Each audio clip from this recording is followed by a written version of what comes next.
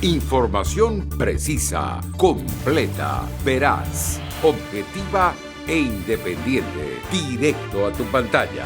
Radio Caracas Radio presenta Voz de América. En esta emisión de Venezuela 360. ¿Cómo le fue a Venezuela en materia de derechos humanos? Mostró que 2,3 millones de personas se encuentran en inseguridad alimentaria severa. La ONU monitorea de cerca la crítica situación en Venezuela. Meses después de su liberación. Bueno, me imaginaba exactamente lo que estaba pasando, pues. Que era una detención que ya se había cantado, ya tenían 2 días avisándome, yéndome a buscar en sitio. En conversación con Venezuela 360, Roberto Marrero habla sobre sus meses de presidio. Con poco optimismo esperan el 2021 defensores de derechos humanos en Venezuela. Estamos rompiendo récords en temas de violaciones a la libertad de expresión. Denuncias de activistas y organizaciones en Venezuela sobre los patrones de represión durante la pandemia. Continúan desapariciones forzosas y detenciones arbitrarias en Venezuela. Esas declaraciones ponen a Venezuela al mismo nivel que Siria, que está acusado de crímenes de guerra. Según defensores de derechos humanos. Hola, ¿qué tal? Bienvenidos a una nueva edición de Venezuela 360. Desde Washington les saluda Cristina Caicedo Smith. Según reportes de la Organización de Naciones Unidas, la pandemia de coronavirus intensificó la crisis humanitaria compleja que vive Venezuela. En 2020, este organismo logró mantener en la agenda la situación de esta nación y así permitir el monitoreo internacional de las denuncias de violaciones de derechos humanos. Celia Mendoza nos presenta una mirada general de cómo le fue a Venezuela en materia de derechos humanos. Una creciente inseguridad alimenticia, masiva migración, falta de garantías sanitarias acentuadas durante la pandemia de coronavirus y las sistemáticas violaciones de derechos humanos hacen parte de la realidad que enfrentan los venezolanos de acuerdo con las Naciones Unidas. En 2020, el Consejo de Derechos Humanos en Ginebra entregó un reporte detallado de esta crisis humanitaria. Me preocupan los altos números de muertes de jóvenes en barrios marginados como resultado de operativos de seguridad. Basado en un análisis de fuentes abiertas, mi oficina registró 711 muertes de junio a agosto, llegando a más de 2.000 muertes desde enero del 2020. Afirmó la alta comisionada de Derechos Humanos de la ONU, Michelle Bachelet, durante su reporte en Ginebra, donde también denunció que su oficina en Venezuela había registrado represión de manifestaciones pacíficas en el contexto del estado de alarma vigente desde marzo. Incluyendo las detenciones de manifestantes protestando por los bajos salarios y pensiones, las deficiencias de servicios públicos y la escasez de gasolina. Beatriz Borges, directora ejecutiva de CEPAS, reconoció la importancia de la renovación de la misión de determinación de los hechos y reiteró la posibilidad de mantener la oficina de la alta comisionada en Venezuela para garantizar el monitoreo de la situación de derechos humanos en ese país. La situación sigue siendo grave, sigue en deterioro y la pandemia lamentablemente ha generado un estado donde estos derechos no siguen siendo garantizados y más bien el dolor, el sufrimiento y la violación de los mismos se profundiza.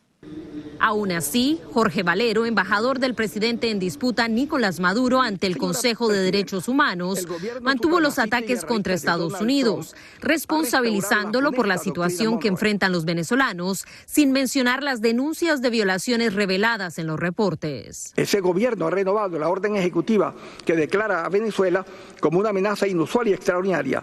Pretende así justificar las medidas coercitivas unilaterales que ese gobierno viene aplicando contra nuestro pueblo desde 2014 y que constituyen crímenes de lesa humanidad. Pero a pesar de los esfuerzos de representantes del gobierno en disputa, la inclusión de Venezuela en la agenda del Consejo de Derechos Humanos y los esfuerzos para que este tema se discuta de manera permanente en el Consejo de Seguridad se mantienen. Digamos, Venezuela requiere esa respuesta de carácter político a la crisis. Y por eso es que decimos que debe ser comprensiva y que puede ser coordinada, ¿no? No se puede dejar solamente al Consejo de Derechos Humanos la respuesta. Necesitamos que haya esta mirada comprensiva por parte de los organismos internacionales y en especial de la ONU. Por eso definitivamente una voz mucho más alta, más clara del Secretario General de Naciones Unidas, también la contundencia de la alta comisionada de los derechos humanos es fundamental para responder al sufrimiento y al agravamiento de la crisis en Venezuela. En el 2021 se espera que la renovación de las resoluciones permitan mantener en la agenda los reportes sobre Venezuela en el Consejo de Derechos Humanos, grupo al que se espera regrese a Estados Unidos bajo la administración de Joe Biden. Celia Mendoza, Venezuela 360.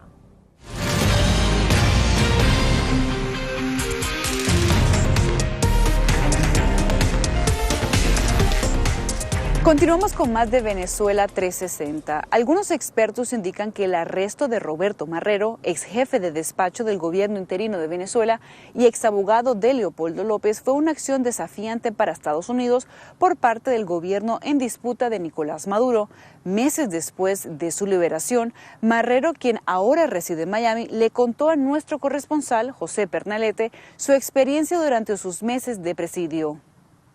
Amigas y amigos de La Voz de América, hoy Venezuela 360 se encuentra cara a cara con Roberto Marrero, ex jefe de despacho del gobierno interino de Venezuela, del presidente interino de Venezuela, Juan Guaidó. Bienvenido, muchísimas gracias. Muchísimas gracias a ti, Dios te bendiga. Amén.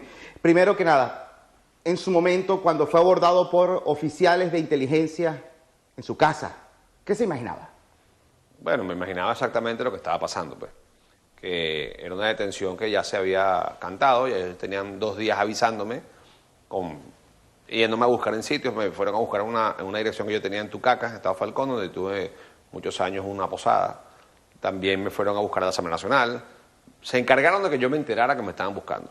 ¿Te imaginaste que iba a ser algo prolongado cuando entraste al helicoide? Yo pensé que, yo sinceramente pensé que salía en diciembre, que no iba a ser tanto tiempo. ¿En diciembre del año pasado? Sí. Mientras tú estabas tras las rejas por presunta persecución política, Roberto, a las afueras había un debate muy interesante, sobre todo en la comunidad internacional, sobre mayor severidad de acciones, de sanciones por parte del gobierno de Estados Unidos. ¿Se dio? ¿Ocurrió? Esto te llevó a pensar en algún momento que podría efectuarse una presencia de fuerzas militares en Venezuela, de una alianza internacional. Bueno, mira, tú cuando estás preso quieres que se abra el candado. Entonces decirte que yo quería que el candado se abriera y que recuperara la libertad y la democracia en mi país. Lo que sí no quería hacerlo era saliendo por la puerta de atrás negociando una candidatura o traicionando mis principios o diciendo cosas contra Juan Guaidó o contra los líderes de la oposición. Y eso fue lo que ahí fue que yo me centré, en enfocarme en lo que yo podía dominar. ¿Cómo era tu celda? ¿Dónde estabas? ¿Con quién la compartías? ¿Cada cuánto tiempo salías a ver la luz? Yo tenía 2 celdas, o sea, tuve dos celdas distintas. La primera era una celda un poco más grande quizás, que fue de cuando llegué. Yo llegué el 21 de marzo a horas de la madrugada al helicoide, y ahí estuve en esa celda hasta el 14 de febrero. Me pasaron a una celda más pequeña, bastante más pequeña, y es curioso porque esa celda yo la medí, y el área de la habitación como tal, apartando un pequeño baño que tenía, era 2x2. 2x2 por 2 de alto, porque tenía un techo raso. La salida para Venezuela, para la reconstitución de la democracia, ¿a través de qué medio está? ¿Puede estar en manos de la población venezolana que salga ya desesperada a reclamar justicia? Sí, mira, no hay recetas. Esto no es un pernil que es 1 hora por kilo. Todas las transiciones son distintas. Todas se parecen en algunas cosas, pero no hay una línea en el tiempo y una exactitud. Unas tardan más, unas tardan menos. Lo que sí que en todas hay crisis económica profunda, desgaste del liderazgo del régimen, y eso, la pérdida del líder fundador, todo eso está pasando en Venezuela. ¿La oposición en Venezuela cómo está, tu diagnóstico? La oposición venezolana tiene un líder, que es Juan Guaidó, reconocido por el mundo occidental, por las democracias del mundo, por las potencias del mundo. Está reconocido incluso por China y Rusia, porque han dejado de invertir en Venezuela. Tanto China como Rusia han dejado de invertir, han dejado de darles prestado. Ese fiado eterno que dan los chinos se acabó, y si hay algo pragmático son las dictaduras. Y los chinos y los rusos están dando la espalda económicamente a Maduro. ¿Que hay un respaldo político? Sí. Pero eso viene ¿por qué? Por el reconocimiento a Guaidó. Guaidó sin duda va a ser un líder importante de la transición. Ya está en la historia de Venezuela. es una página importante, es injusto o es imposible no reconocerle el crédito y el mérito que tiene para la lucha de la liberación de Venezuela. Y ahí está. Es cuestión de la historia va a explicar esto mucho mejor que yo. Muchísimas gracias a Roberto Marrero, ex jefe de despacho del gobierno interino de Venezuela, Juan Guaidó.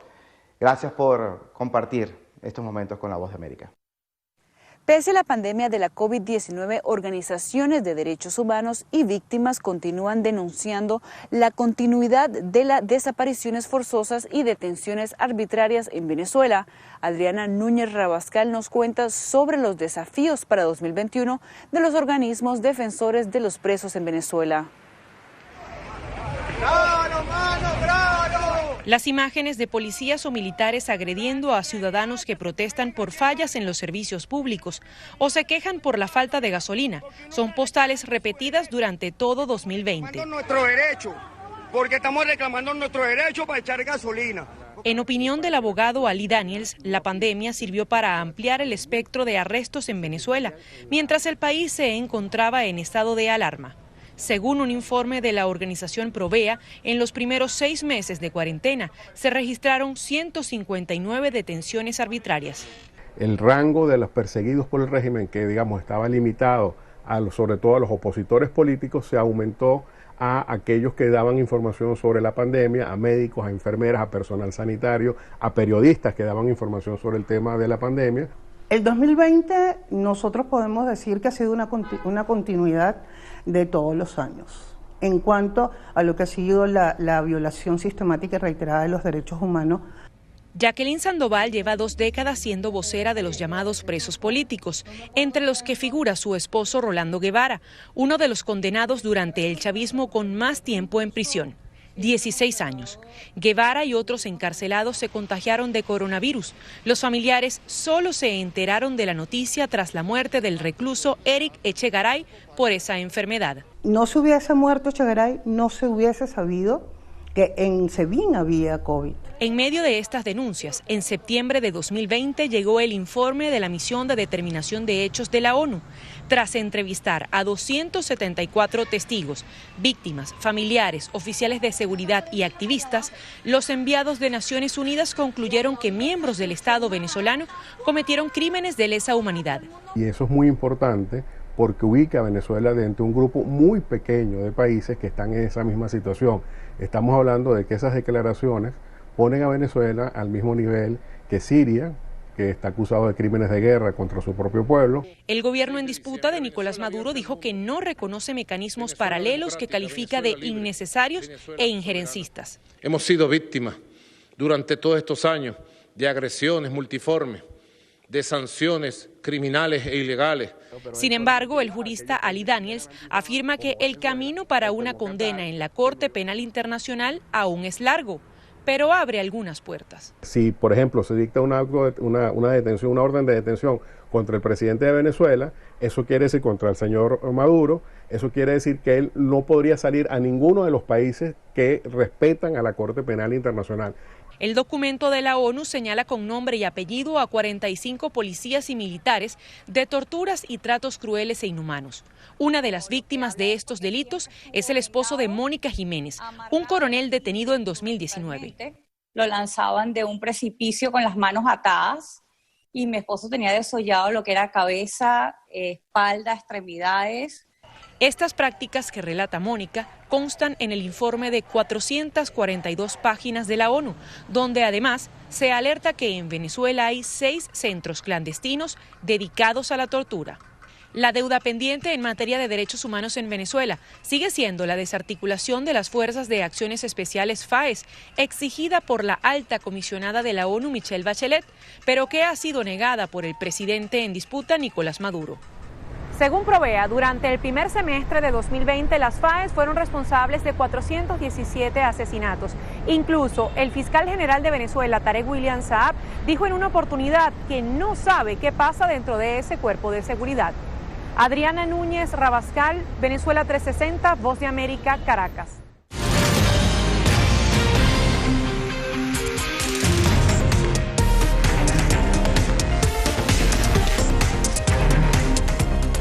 Para representantes de organizaciones defensoras de derechos humanos en Venezuela, las expectativas para el año 2021 son poco optimistas, pero, y a pesar de estimar que el año que viene estará marcado por grandes retos, desafíos e incertidumbre, mantienen firme su convicción de seguir alzando la voz por los sectores más vulnerables. Carolina Alcalde nos explica. Distintas organizaciones y activistas de derechos humanos denunciaron mediante diversos informes divulgados durante todo 2020 que los patrones de represión y persecución política se incrementaron significativamente en Venezuela desde que fueron implementadas las medidas de confinamiento para hacer frente a la pandemia de COVID-19, por lo que los pronósticos para 2021 no son alentadores. Belanio Escobar, director de Redes Ayuda, ONG que registra los casos de violaciones a la libertad de expresión en Internet, afirma que durante los últimos años se han elevado los niveles de represión en este sentido y no descarta que la situación empeore.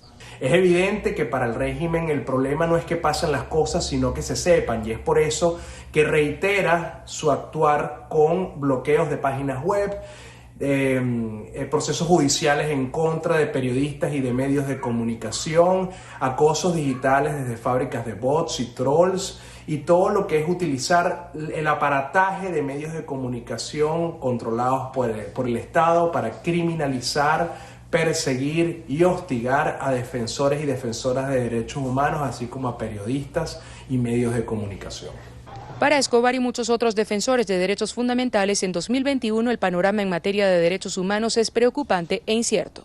La persecución se ha incrementado tanto que muchos miembros de organizaciones de derechos humanos y directores, como es mi caso, hemos tenido que mudar nuestro trabajo al exilio, lo que evidentemente retrasa la efectividad y la capacidad de accionar como la que teníamos antes cuando estábamos en Caracas. Esos son parte de los escenarios que me tienen, por lo menos a mí, muy preocupado en cuanto a poder seguir ayudando a los venezolanos a sortear todas las violaciones de las cuales son víctimas diariamente en el contexto de Venezuela.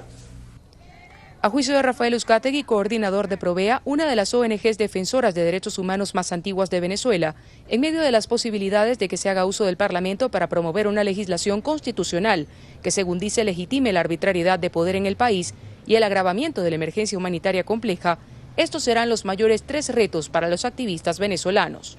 En primer lugar, contener la ofensiva autoritaria posible de la Asamblea Nacional.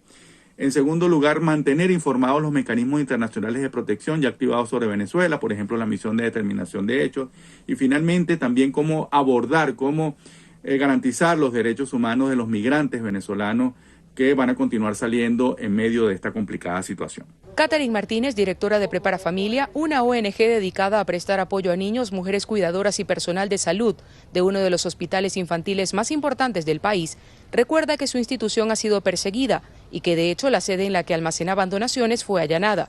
Y aunque estima que 2021 será complejo, subraya la importancia de trabajar en red para lograr los objetivos a pesar de las dificultades. Aunque el balance ha sido duro, nosotros seguimos con esperanza, con alegría, acompañando y defendiendo los derechos humanos de esta población tan vulnerable. En varias ocasiones, representantes del gobierno en disputa han asegurado estar comprometidos con la promoción de la paz y el respeto a los derechos fundamentales de los venezolanos. Tenemos un mandato de la Constitución de la República Bolivariana de Venezuela, que nos lo da el título 3 de nuestra Constitución.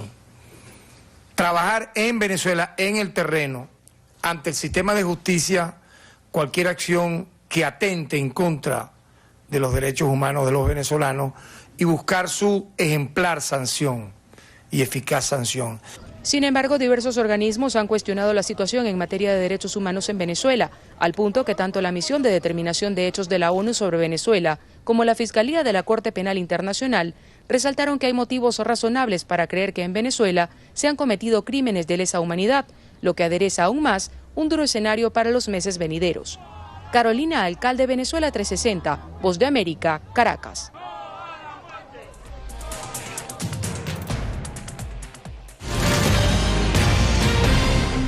Mientras el mundo conmemora el Día Internacional de los Migrantes, crece la preocupación internacional por la situación de migrantes y refugiados venezolanos, quienes arriesgan sus vidas para salir de su país. La desaparición de más de 25 personas, entre adultos y niños, en las aguas del Caribe vuelve a encender las alarmas sobre el peligro de las vías irregulares y el tráfico humano. Más de 5.400.000 personas han salido de Venezuela hasta el 2020, según ACNUR. Para finales de 2021, el número de migrantes y refugiados venezolanos en la región superará las 6 millones de personas, el equivalente a la población de El Salvador o Nicaragua. Esto para la Agencia de Naciones Unidas para los Refugiados es claramente la peor crisis migratoria en el hemisferio occidental.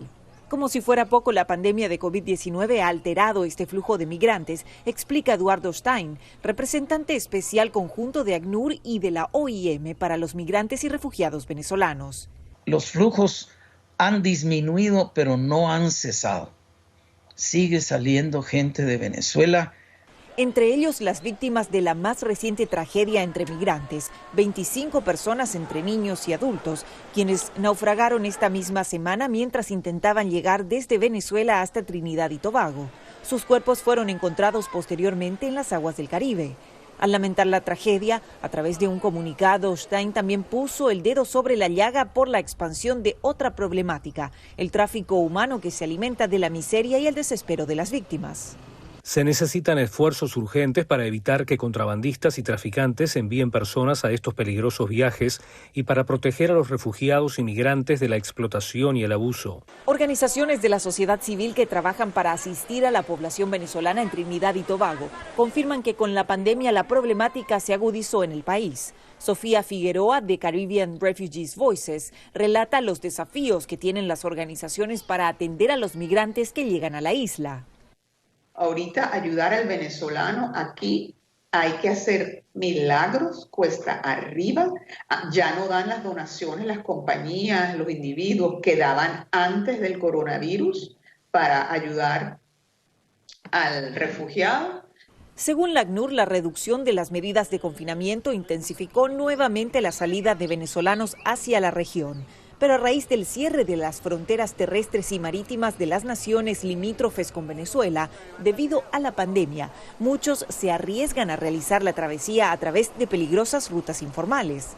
Su desespero es tal que, sabiendo de antemano que en naciones como Trinidad y Tobago difícilmente encontrarán condiciones de vida dignas, prefieren arriesgar sus vidas. En una lancha, la de sus familiares, hijos menores, en busca de una nueva vida donde podrán trabajar, ganar dinero y enviar a sus padres o familiares a Venezuela.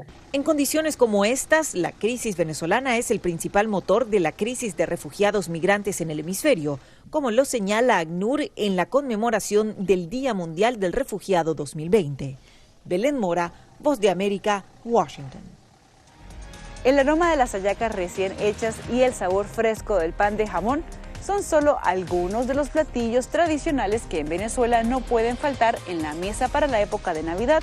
A kilómetros de estas fronteras, muchos migrantes venezolanos decidieron hacer a un lado la melancolía por estar lejos de casa y de sus costumbres familiares para replicar en el país en el que ahora residen todos los sabores de su tierra natal. Y así llegamos al final de Venezuela 360. Me despido por esta semana. Les informó Cristina Caicedo Smith. Información precisa, completa, veraz, objetiva e independiente. Directo a tu pantalla. Voz de América en RCR 750.